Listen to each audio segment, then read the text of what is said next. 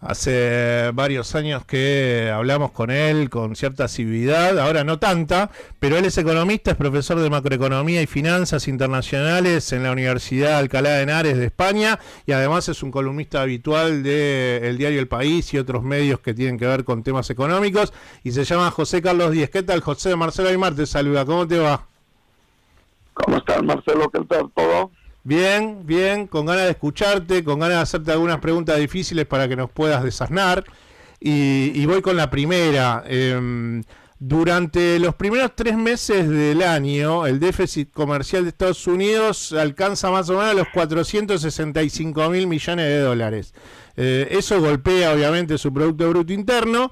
Y en marzo las importaciones de bienes de consumo subieron un 56%. Y los suministros industriales casi un 38%.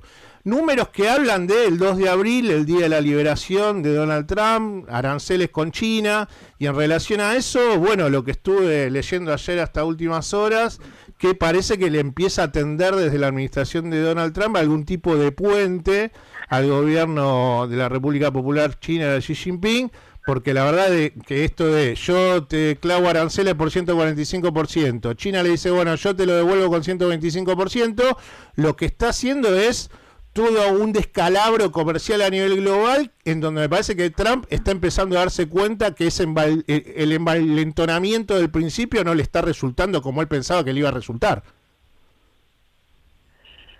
Bueno, yo no sé si él tenía tan claro y el plan tan definido. Lo que sí ha pasado en el mes de marzo es un anticipo de importaciones, porque si tú sabes que te van a poner un impuesto, pues te intentas adelantar, ¿no? Entonces lo que ha habido es un efecto anticipado de compras, más o menos en 5 puntos de Producto Interno Bruto en el primer trimestre de contribución, y han acumulado unos inventarios de 2 puntos, por lo tanto prácticamente eso explica la caída del PIB tan abrupta que ha tenido, ¿no? En esa medida.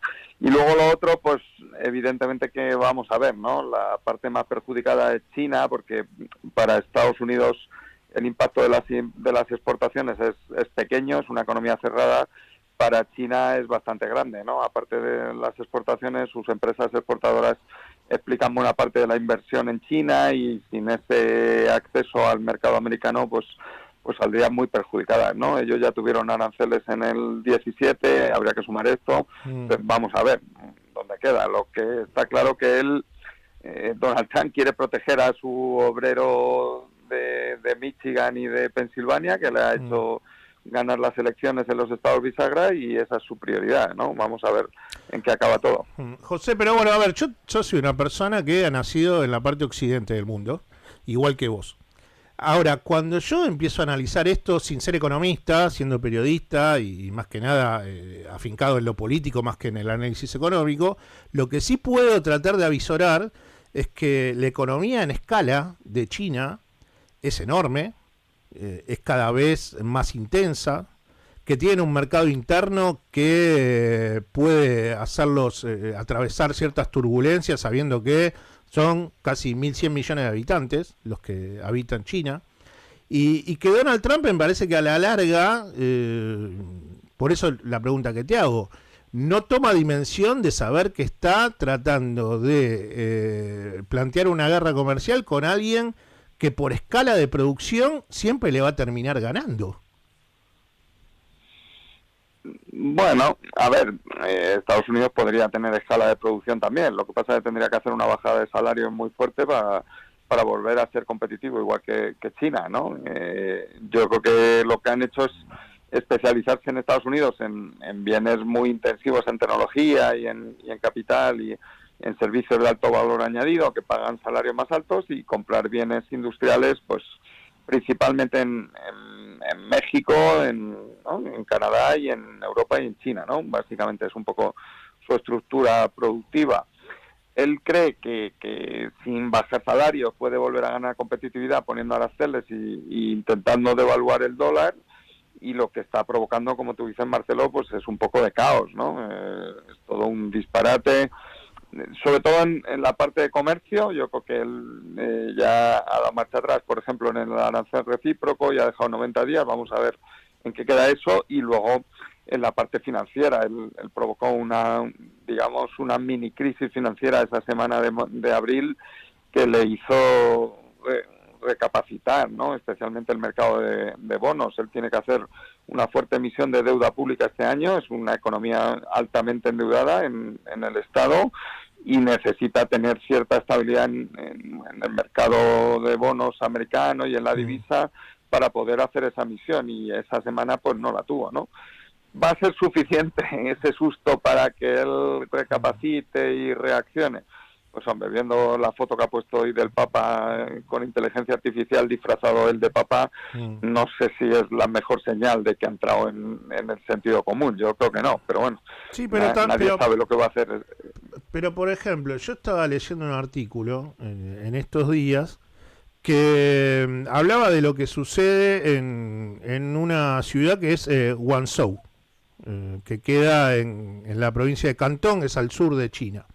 Bueno, ahí hay un montón de trabajo manufacturero, hay un montón de empresas que tienen que ver con el sector textil, que exportan a Estados Unidos, que exportan a Europa, que exportan a Latinoamérica, y los trabajadores ganan 1.100 euros, es un promedio, ¿no? Más o menos, ganan 1.100 euros por mes, trabajan 13 horas todos los días y tienen solamente 2 días de descanso al mes, o solamente 2 días de descanso al mes. Entonces ahí es cuando yo me pongo a pensar y digo, ¿cómo haces para competir desde Estados Unidos o mismo desde Europa para que vos le digas a un trabajador alemán, a un trabajador estadounidense, que empiece a trabajar 13 horas a ese salario teniendo solamente 2 días de descanso? Entonces es cuando digo, bueno, si Trump no piensa esto, evidentemente era lo que yo te decía de, la escala de China es enorme y la idiosincrasia también de cómo se prepara el trabajador chino y el abaratamiento, los costos salariales no tienen nada que ver, son mucho más paupérrimos de cualquier país de la Unión Europea o hasta mismo con niveles de países latinoamericanos como Brasil, Argentina, y ni hablar de Estados Unidos. Sí, y si haces el mismo análisis con Puebla, con Monterrey o con Nuevo León, pues es mucho más todavía, ¿no? El salario en el norte de México es menor que en Guangzhou, en China. O sea que lo que él intenta es sustituir esas importaciones por producción nacional. Primero, dentro de Estados Unidos no hay trabajadores. En este momento la tasa de paro está en pleno empleo prácticamente.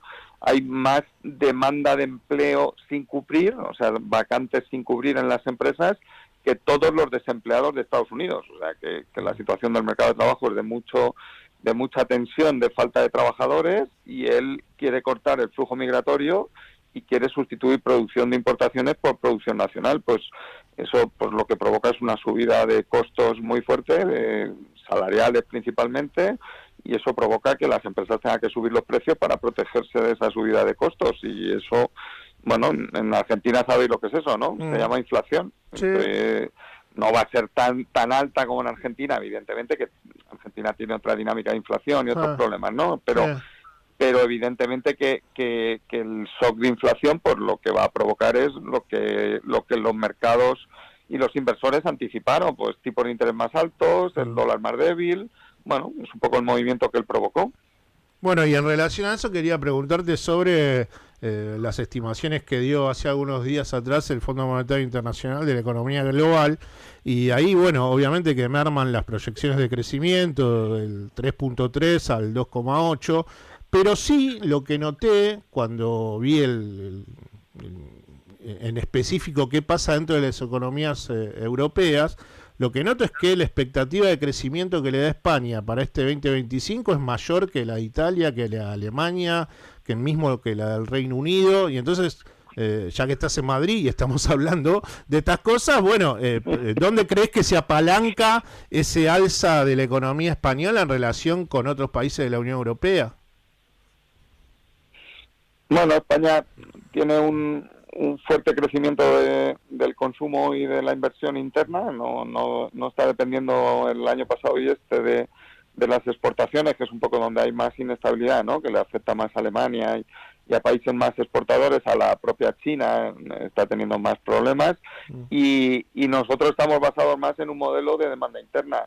Y el modelo se basa en que otra vez, igual que pasó antes del 2007, pues estamos atrayendo mucha inmigración, y eso lo que te hace es descompensar un poco la economía, ¿no? Porque nosotros estamos en un área monetaria común, en el euro, con países con débil crecimiento, principalmente Alemania, y nosotros tenemos un crecimiento fuerte. Entonces, nosotros tenemos ahora mismo tipos de interés del Banco Central Europeo muy bajos, excesivamente bajos para lo que debería ser la economía española. En Estados Unidos el PIB, bueno, este trimestre no ha crecido nada, pero el año pasado el PIB nominal crecía un 5%, y los tipos de la Reserva Federal están en el 4,5%. Nuestro PIB nominal está creciendo más del 6%, y los tipos del BCE están en cerca del 2%. Entonces, evidentemente que esa descompensación pues favorece mucho pues el endeudamiento, la demanda de hipotecas, otra vez está creciendo la construcción de viviendas. Bueno, estamos empezando un poco el ciclo que hicimos en el año 2000, muy incipiente, pero eso es lo que explica que España vaya con un crecimiento tan fuerte. Y luego el turismo, que va muy bien. Tú ya no vienes, Marcelo, pero no paran de venir turistas a España. No, yo ya en algún momento volveré a ir, si Milei me lo permite, ¿no? Porque vos viste que nosotros estamos en un momento en donde la economía explota, ¿no? No sabemos qué hacer con la cantidad de ganancias a nivel salario. Uno va caminando por la calle acá por Buenos Aires y te meten adentro de los locales y te dicen, che, quiero que empieces a trabajar conmigo. No, está volando esto. En realidad yo creo que Milei que no se da cuenta, no sé si te llegó a vos la frase esa de que la economía está como peo de buzo, ¿no? Para arriba. Yo creo que mataron al buzo y nadie se da cuenta y no lo quiere decir nadie. O sea, está secuestrado en algún lado. O sea, alguien se llevó el buzo. Para mí que está en Uruguay el buzo de la economía de Milei. Pero bueno, nada, ese es otro tema. Capaz hay alguna foto de Punta del Este, del buzo con las burbujas, pero bueno. Más allá de la cuestión vernácula, sí lo que me gustaría es preguntarte acerca de si vos ves que hay un desaceleramiento de la economía a nivel global muy fuerte, o crees que esto va a terminar suavizándose, que no van a volver a sentarse Estados Unidos y China, la guerra comercial, los aranceles, que terminan no conveniéndole a ninguno de los dos estirar esta situación comercial tan tensa? No sé, es un poco de futurología la pregunta, pero sí la Unión Europea me parece que está como diciendo, yo quiero a mamá y quiero a papá juntos, y ve que no están juntos. Bueno, pero es que papá no te quiere, ¿no? Ha dicho Donald Trump que no nos quiere, entonces Europa tiene que asumirlo, y yo creo que Europa está reaccionando bien, Marcelo. Hoy hemos tenido una contestación del gobierno alemán en X, en Twitter, a Marco Rubio, que ha tenido una interferencia política muy desagradable con el tema de alternativa para Alemania, que ha criticado que el gobierno alemán la ponga en cuestión por ser un partido de extrema derecha, ¿no? Y el gobierno alemán le ha contestado y dice, mira, este es nuestro país, nosotros tuvimos a Hitler, y a nosotros nos parece bien luchar contra los partidos de extrema derecha. Y si no te gusta, pues lo sentimos, porque es nuestro país, ¿no? Es la contestación. Todas las medidas que la Unión Europea ha tomado de contestación a Estados Unidos, que han sido contundentes, ha habido unanimidad, salvo Hungría y Orbán, todos los demás países han votado a favor. Ahora mismo es muy difícil en Europa que un político se posicione a favor de Donald Trump y en contra de Bruselas, ¿no? Porque Donald Trump aquí ha generado un rechazo muy fuerte, ¿no? Por lo tanto, esa parte yo creo que va a funcionar. Y luego, lo que me has preguntado de la economía mundial, pues hombre, de momento no, porque el tirón de importaciones de Estados Unidos ha sido un fuerte shock de producción industrial y de demanda mundial, ¿no? Todo eso se ha producido en PIB de otros países, entonces en el primer trimestre no lo vamos a ver. En el segundo ya sí, ¿no? Hemos visto una caída de las ventas de coches y del consumo de bienes duraderos en Estados Unidos, que ese es un dato preocupante. Las ventas de viviendas se han parado en seco, las hipotecas están al 7% en Estados Unidos. Hay bastante tasa de morosidad ya, muchas familias que tienen hipotecas no pueden pagar sus cuotas, o sea que empezamos a ver señales en el mercado inmobiliario americano de preocupantes. Y luego, pues evidentemente, aunque por mucho que Xi Jinping, ¿no?, haga una posición de fuerza, que creo que es acertada, de estrategia de negociación política y tal, el impacto sobre China de estas medidas de aranceles en el segundo trimestre va a ser brutal, Marcelo. Muchas de esas fábricas no van a poder vender a estos tipos arancelarios, ¿no? Entonces, mientras se aclara si les quitan las aranceles o no, de momento lo que provocas es un parón de muchas fábricas en China, de mucho comercio, de muchos barcos que no se pueden mover, de muchos camiones que no pueden ir a recoger el producto al puerto de Los Ángeles. Bueno, tengo esos datos. Tengo datos. Entre la última semana de marzo y la primera de abril, los fletes entre China y Estados Unidos cayeron un 64%. Le decimos a la audiencia también. Y los fletes globales se desplomaron un 49%, José. O sea, mucho más no se puede estar en esta situación. Claro, bueno, a ver, lo que has hecho es anticipar mucho las ventas de los fletes en el mes anterior, ¿no? Para cubrir la anticipación de los aranceles. Hay que cubrir lo que serían los 2 meses y dividir entre 2, ¿no? Para ir a la normalidad. El problema es a partir de ahora. Una de las marcas de ropa deportiva más famosas, no vamos a dar el nombre, que no te pagan publicidad, le acaba de decir a Donald Trump que ellos no pueden seguir con esos aranceles porque entrarían en pérdidas. Entonces, las empresas no van a producir zapatillas deportivas a pérdida. Claro. Si el arancel les mete en pérdida, pues lo que hace es parar la producción, parar la venta de zapatillas, y eso se llama recesión económica, ¿no? Hay una caída de consumo y una caída de PIB, y eso es lo que le está provocando. ¿Eso va a ser suficiente para que él cambie toda su estrategia, o va a pasar de que en vez de un arancel del 145 baje al 50? Bueno, pues si vamos a un arancel del 50, lo que habrá es un frenazo en el crecimiento mundial, como ha dicho el Fondo Monetario, y más inflación, evidentemente, ¿no? Vamos a un mundo de estanflación, con menor crecimiento y más inflación. José, ¿dónde te agarró el corte de luz en la semana esta que pasó en Madrid? Pues me pilló en un sitio maravilloso en Galicia, en Vigo, y nada, es una ciudad más o menos muy asequible. Pudimos ir andando a todos los sitios, ¿no? Había y fue tan así como, porque acá se pintaba como diciendo, bueno, España está atravesando el fin del mundo. O sea, fue tan fue tan caótica la situación. ¿Cuántas horas estuvieron sin luz? ¿Cuántas horas estuvo España sin luz? Pues nosotros en Vigo llegamos como a las 12 del mediodía y estuvimos sin luz hasta las 2 de la madrugada, ¿no? 14 horas. A ver, es mucho tiempo, no estamos acostumbrados. Yo estaba relajado, no tenía ninguna ocupación de trabajo y estaba tranquilo, ¿no? Ha sido bastante preocupante, ¿no? Ha afectado a enfermos que estaban conectados a respiradores automáticos, gente que tenía que trabajar que no ha podido trabajar, gente que estaba viajando que se ha quedado tirada en un tren, gente que se ha quedado durmiendo en un aeropuerto, en una estación, porque no podía volver a su casa. O sea que, hombre, fue impropio de un país desarrollado como España, Marcelo, ¿no? No llevábamos muchas décadas sin tener un apagón de este tipo, y en la democracia no habíamos tenido ninguna, ¿no? Por lo tanto, es verdad que es un fallo, digamos, de modernidad.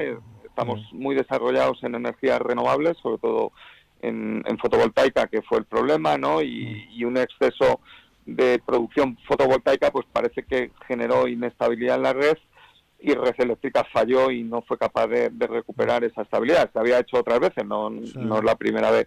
Todos los días España produce mucha producción de fotovoltaica, pero bueno, ese día pues no sabemos por qué no se supo estabilizar la red, y la red pues se saltaron los plomos, digamos, ¿no? Como en las casas en Argentina. ¿Y vos crees que la tristeza y la desolación fue casi igual o mayor a ver al Real Madrid contra el Arsenal? No, eso fue mucho más duro. No sé si estuviste presente, en el Bernabéu, no sé, como atravesaste esas horas. Estuve. ¿Tiene alguna salida esto? ¿Tiene alguna salida esto? Lo del Madrid, pues tendremos que fichar a algún argentino bueno para el centro del campo, ¿no? A Enzo o alguno de estos. A Mastantuono, se van a llevar a Mastantuono, parece. Pues alguno de esos. Bueno, a ver, yo no me puedo quejar porque el Madrid me ha dado grandes alegrías y no estamos acostumbrados a verle perder, pero bueno, el Arsenal jugó mejor y ya está, ¿qué vamos a hacer, no? Tienes que asumirlo, y nosotros no supimos ganarles, ni allí ni aquí. Es verdad que ellos allí tuvieron mucha suerte con los 2 goles de falta, no fue tan espectacular la victoria allí, pero el fútbol es así, y no ganaron y ya está, ¿no? Hay que asumirlo. Bueno, para que nos extrañes menos a los argentinos, que sabes que tienes una conexión muy fuerte, sé que tienes una conexión muy fuerte con este país, mirate El Eternauta en Netflix y ahí te acordás un poco de la Argentina. Ah, pues mira, voy a es la última, así me acuerdo de vosotros. Es la última de Darín. Estoy siguiendo mucho la economía argentina y el experimento Milei, y estoy un poco preocupado, porque, bueno, no es la primera vez. Un poco, qué optimista. La convertibilidad.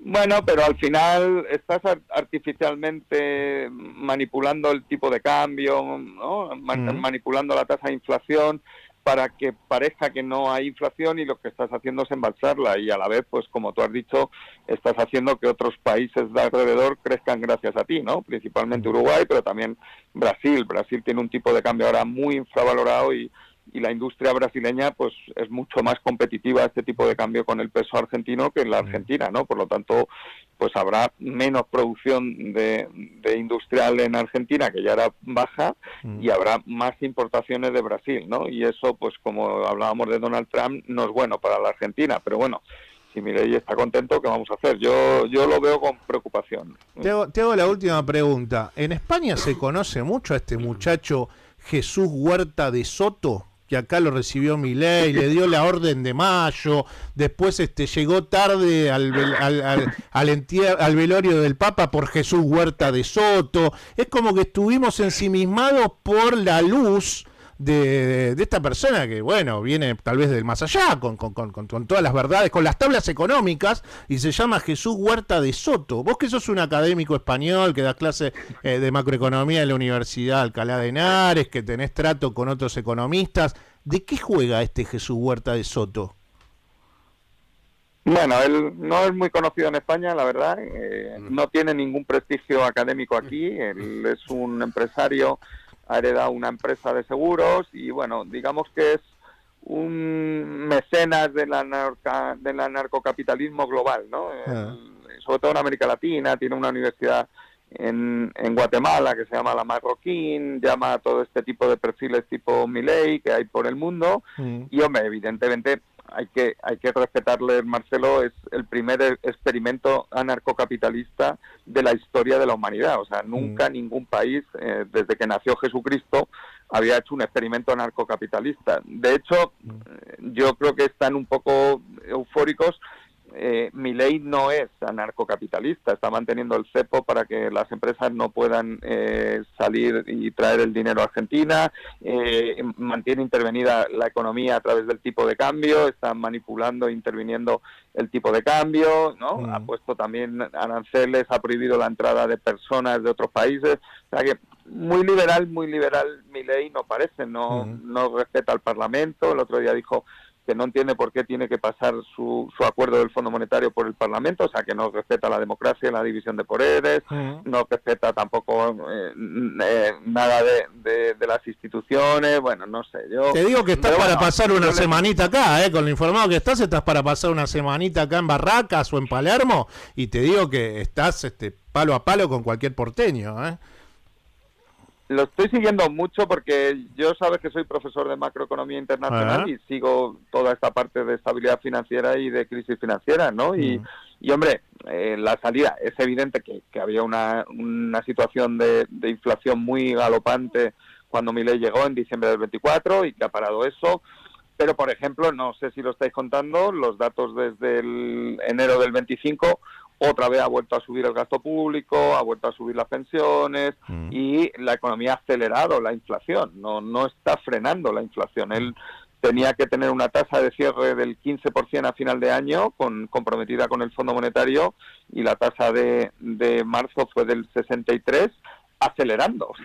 Bueno, pero él tiene muy complicado, Pero él no dialoga con nadie. O sea, el problema siempre comienza para mí desde la política y termina en que no la pegás económicamente con tus medidas, pero todos los que le decimos algo somos mandriles, ¿viste? Son mandriles los economistas, y a los periodistas últimamente le dice a la población argentina que tiene que odiarnos aún más, que no nos odian lo suficiente. Así que así estamos aquí en la Argentina. Vos sabés que yo te estimo mucho, y así que bueno, nos veremos probablemente en el próximo tiempo, esperemos, si me deja la economía argentina. Y bueno, igualmente gracias por estos minutos. Voy a intentar yo ir antes a Buenos Aires, que es una ciudad maravillosa, y así nos vemos allí, ¿no? ¿Me invitarás a algo en Palermo? Pero totalmente, donde quieras. Hasta te puedo llevar a ver a San Lorenzo. No, a vos te gusta ir a ver a River. Pero bueno, nada, vamos a ver qué pasa. No, me gustan todos. Te mando un abrazo, José, muchas gracias, nuevamente. Igualmente, Marcelo, un abrazo para toda Argentina. Adiós, amigo, chau. Quien está hablando con nosotros era José Carlos Díez, economista, profesor de macroeconomía y finanzas en la Universidad Alcalá de Henares de España y columnista habitual de medios que tienen que ver con difusión de noticias económicas.